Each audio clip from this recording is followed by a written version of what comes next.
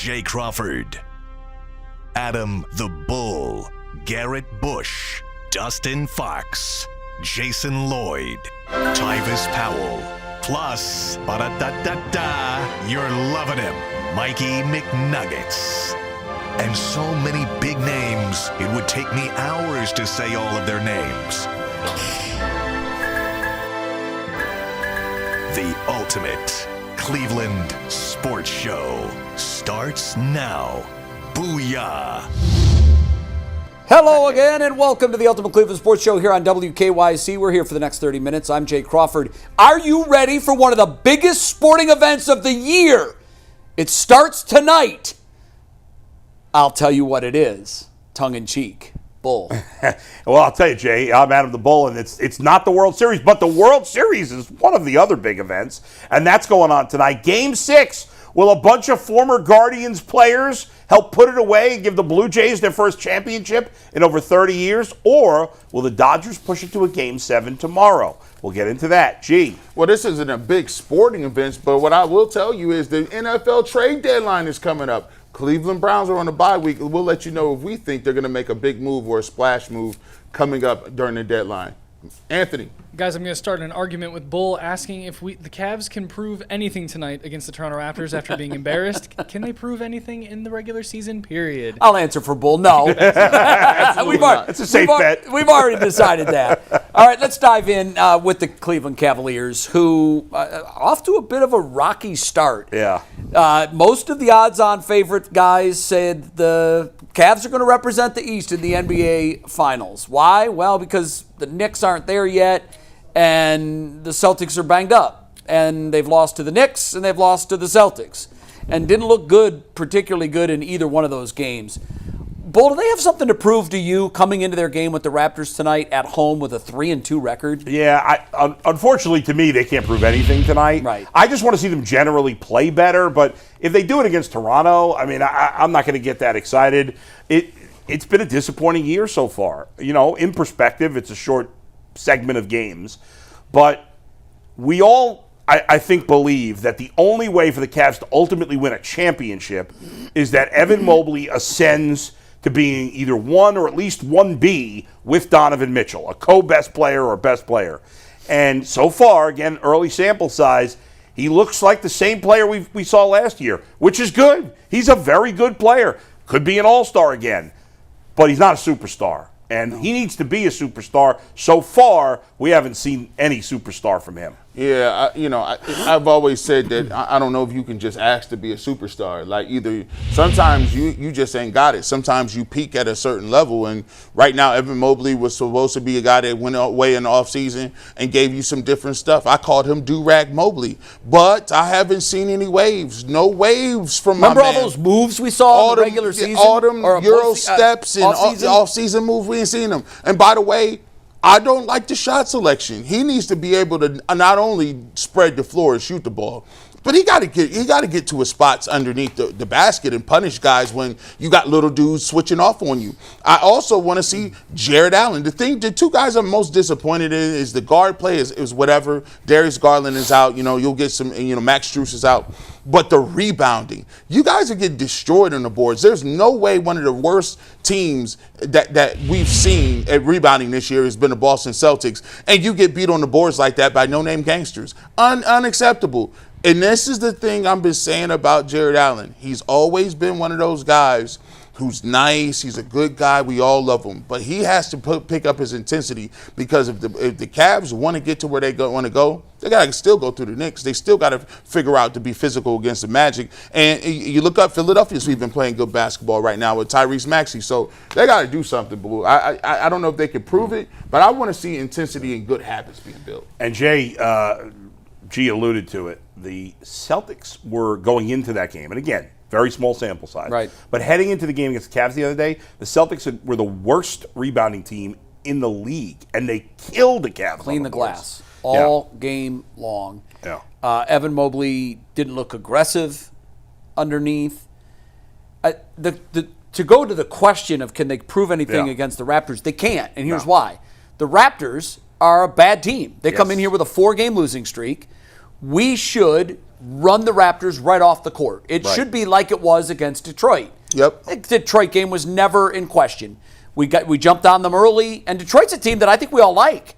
They're one of the up-and-comers. Way more than Toronto. Way better than Toronto. So like they're not going to prove anything to me if they do what they're supposed to do, and that's win by 25. Right. They're not going to prove a thing to me.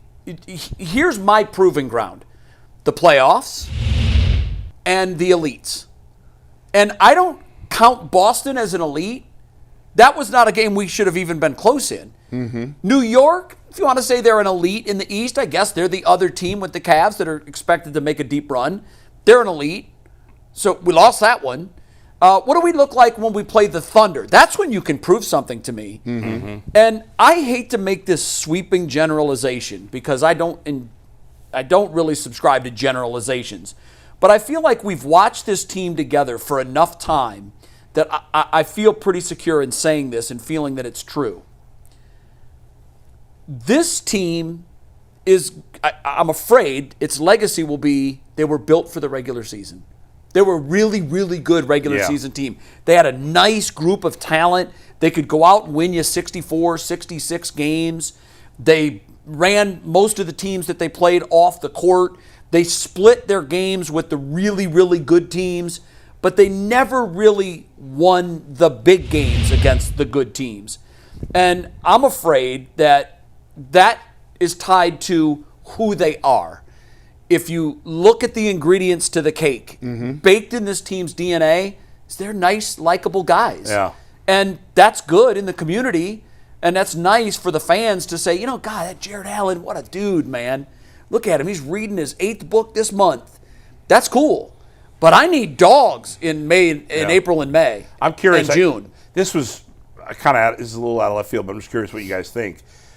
This era of Cavs basketball is not over, so there's still a lot to prove or to results to happen. But as of this moment, would you take this group of Cavs or the Price, Doherty, Larry Nance Cavs? Well, because they didn't go anywhere in the playoffs either. No, they didn't. Deal with Michael Jordan. But they had to go through Jordan. Jordan hit the shot over Elo that was called the shot. I would have to take.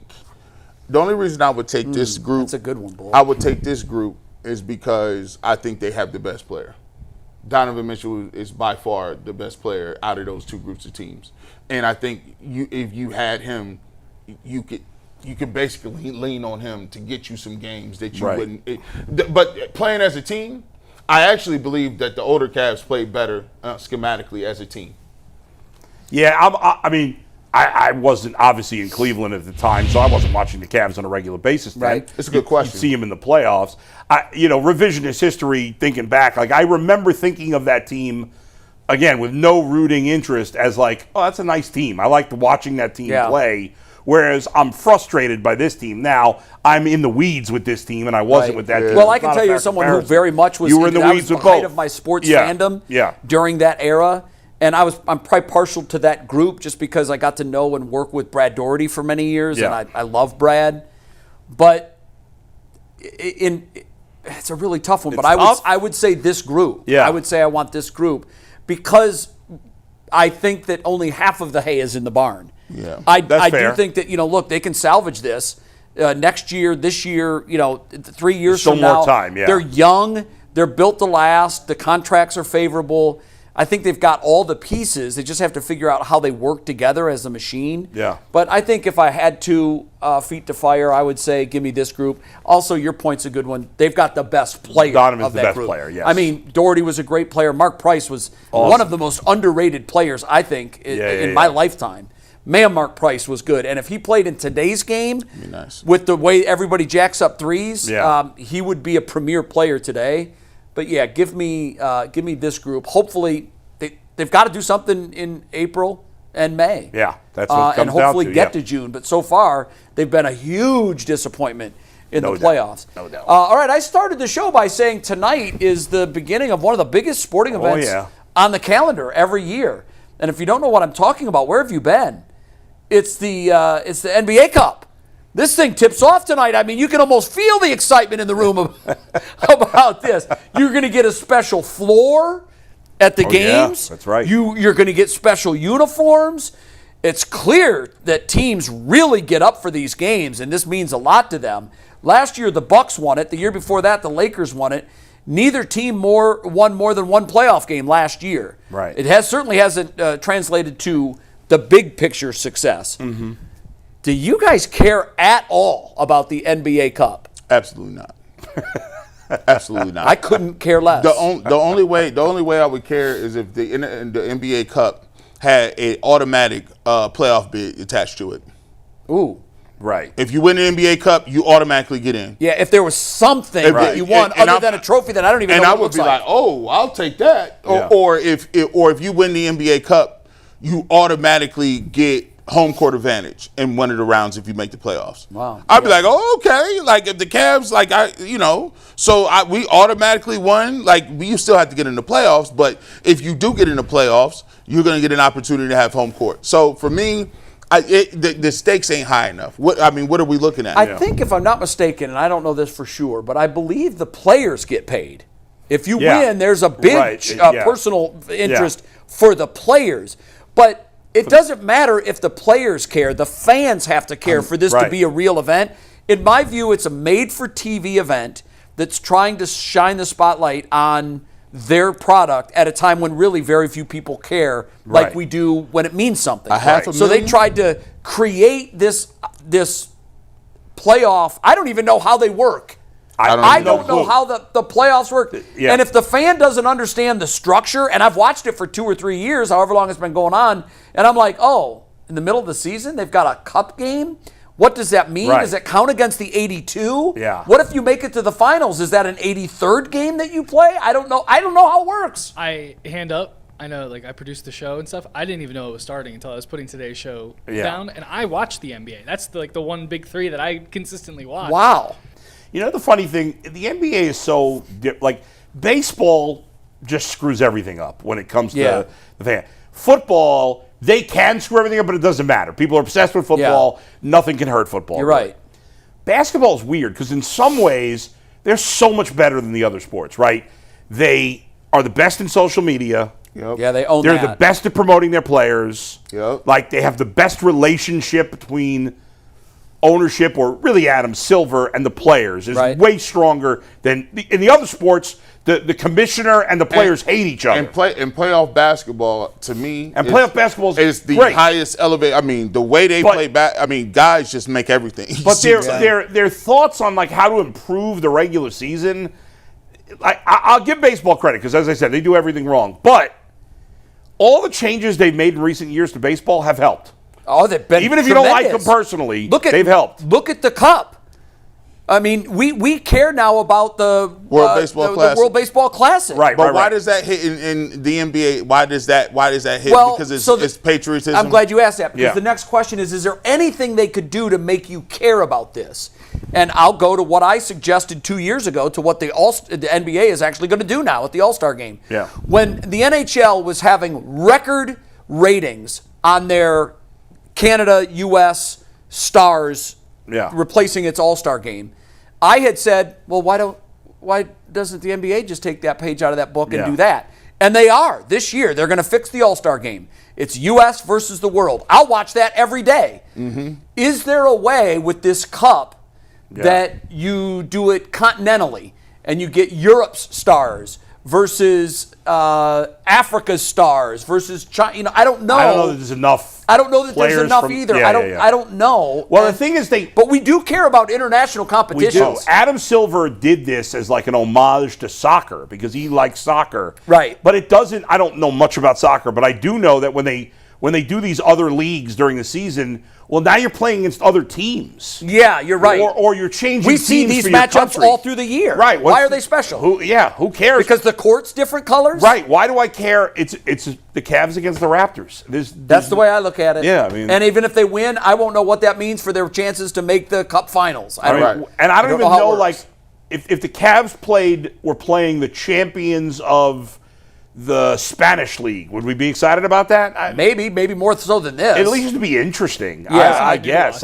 Yeah, I agree. All right, we're taking a break. We had talked on the YouTube show earlier today about the prospects of Myles Garrett perhaps being traded.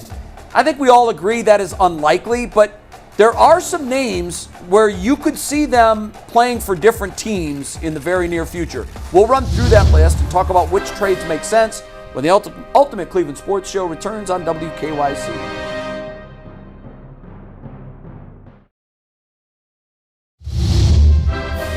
Welcome back to the Ultimate Cleveland Sports Show. It is trade season in the NFL, and obviously when your team is 2-6, you're making decisions. In baseball, they always say, are you a buyer or are you a seller? It's clear if the Browns do anything, they're not acquiring talent to help get them over the hump. There's no hump to get over. What they might be doing is selling off pieces for draft capital that they can help rebuild the team. I'm going to throw out some names that there's talk around. Jerry Jeudy, Joel Bitonio, Tevin Jenkins, Pochich is on the list, Teller, Njoku, Ford, Shelby Harris. Put Myles Garrett on there if you want to throw him in there because there is some talk that Philly might be willing to give up a lot of first-round draft picks for him. Which of those names do you feel is most likely to be moved, and which of those names do you believe is most likely staying? I think Jerome Ford is most likely to be moved because he's not really helping them now, and he's a free agent. They're not going to re-sign him. I don't even know if you can get. I mean, we're going to get a 7th-round pick for him. Right. I can't imagine if you're there's lucky. much. Certainly, I would trade Jerry Jeudy if he could. I don't know why. I don't think anybody would take him. So I'll say he's the guy least likely to be moved, but because I just don't think anybody's going to trade for him. Yeah, I don't even count Jerome Ford. Like, well, who's going to trade for Jerome Ford? Tevin Jenkins was one of their. That's crazy. The fact that Tevin Jenkins was one of their offseason picks, where your offensive line is playing horribly, and he's been a swing tackle. He played inside at guard. He can't even get on the field. So I don't know what you're going to trade for him. David Njoku's name been mentioned a lot, but I'm gonna just be honest with you about David Njoku. It looks like he's lost a lot of his athleticism. He's not running very well. He's a guy who, he's been here 9 years. You may be able to get something for him. Shelby Harris is a fringe guy, maybe because Mike Hall Jr. is coming back. You could get something. But the reality of the situation is none of these dudes are going to be getting any – you're not going to get no value for any of these dudes above a 5th-round pick. Yes, that is correct. Absolutely. If that. Max is what you get Myles Garrett obviously is the guy that would get the haul, and that's the one that may make the most sense if you're trying to, build draft capital. And like we said on the YouTube show today, you're 2-6 with him. I think the cap. What are you without him? The cap is so prohibitive to do that. In real time, there's a guy who does cap stuff says, because you are allowed to go over the cap to sign different players, it would be like losing $200 million in flexibility to sign other. And at that point, it's just like it makes it too punitive. Plus, I don't think you talked about it this. You talked to people in Philadelphia. They're like 3 first-round draft picks for Myles Garrett. Yeah. Nah, I'm cool on that. By the way, you still got about $50 million next year on Watson cap at least. And David Njoku, Zach Jackson was just telling me this. Even if he's not here next year, David, which he probably won't be, David Njoku is a $20 million cap hit next year for the Browns. Yeah, so we've had and Myles Garrett would be over 40 if they traded him. We've had an ongoing conversation during the length of this show, which is 3+ years, I think, right? To 2.5 years? No, 2.5 years. Okay, 2.5 years. About the cap is mythical, that it doesn't really hurt you. And I think in the short term, that is proven to be true. And I did not believe that before. But I have seen that is, you can manipulate that number, and you can get by if you're over the cap. However, what I've also learned is it is very much a real thing. At some point, you're paying the piper. It is if you screw up the money. Screw it up. Like the Eagles, they always spend, and it doesn't hurt them because they get it right. They know how to work the system. Yeah. We have made so many bad deals that if we could, we would jump out of right now. Chief among them, Deshaun Watson. Those things are killer if you try to cut weight on him now. If Deshaun Watson is the quarterback that we thought he was going to be, then that's fine. Then we would never be talking about it. I agree. But he's the complete opposite. I'll throw my names out. Njoku is the most likely to be traded. You say, what is he worth? Well, now we know he's not worth anything to us because he's not the best tight end on our team. Yeah. David Njoku could be the best tight end on a playoff caliber team that needs a tight end. Right. He could be. He is slower. He's not fit. But I do think that teams would still be enamored by the name and what he could add to their team. What could he get you? 6th, maybe 7th round. That's I think it. it's possible you get a 5th for him. I'd be shy. If you get a 5th, do it now. Do it now. Yeah, I think it's the possible. guy that's going nowhere is Jerry Jeudy. Yeah. You couldn't trade him if you paid his salary. You couldn't trade him. No. So that's untradeable not happening right now, yeah. All right, we're taking a break. When we come back, we're talking about, Bull, how about this, the World Series? Yeah. What? It's Game 6 tonight. Both those guys have 8 home runs in the postseason. That's crazy. One of them, and you'd be able to figure out who, will become the first father-son Hall of Fame combination at some point. We'll talk about that when we come back. You put Vlad Jr. in the Hall already? He's in.